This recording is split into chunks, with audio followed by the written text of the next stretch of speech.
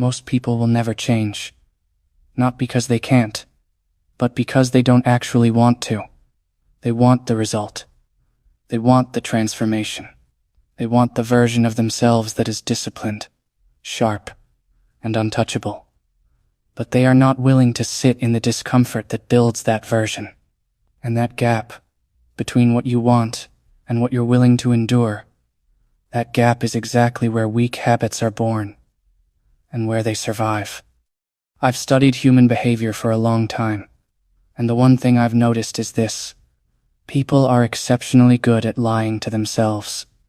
Not in obvious ways, in subtle ways. They tell themselves they'll start tomorrow. They tell themselves they're just tired today. They tell themselves they deserve a break, even when they haven't done anything that deserves one. These are not innocent thoughts. These are the architecture of a weak mind, and a weak mind produces a weak life. No exceptions.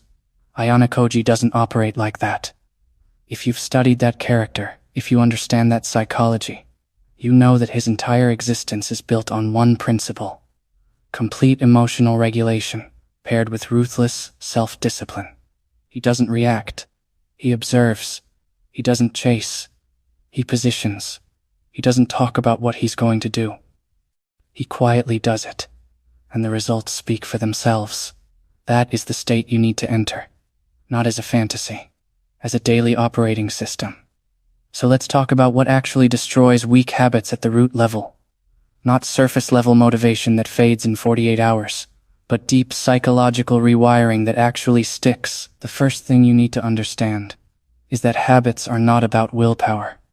Every self-help speaker who tells you to just try harder, just be more motivated, just want it more, they are giving you advice that actively keeps you stuck. Willpower is a resource. It depletes. And if your entire system depends on willpower, your entire system will fail the moment you're stressed, tired, or emotionally overwhelmed, which is exactly when you need your habits the most. So the goal is not to build more willpower. The goal is to build systems that require less of it. Ayano Koji's approach to anything is systematic. He removes variables. He removes emotion from the equation wherever possible. He understands that emotion is useful as data, as information, but catastrophic as a decision maker. When you're acting from emotion, you are not in control. The emotion is in control. And weak habits thrive in emotional states.